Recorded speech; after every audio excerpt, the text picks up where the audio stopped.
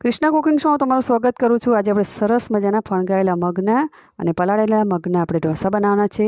તો તેના માટે મેં અહીંયા 200 થી 250 ગ્રામ જેટલા મગ લીધા છે। તેની અંદર 1 કપ આપણે સોજી લઈશું, 1 ઇંચ આદુનો ટુકડો, 1 ચમચી લીલા મરચાંની પેસ્ટ, અડધી ચમચી જીરું અને થોડું પાણી નાખીને તેને પેસ્ટ બનાવી લઈશું। એકદમ ઝીણી પેસ્ટ બનાવવાની છે, ઢોસા ઉતરે એવી।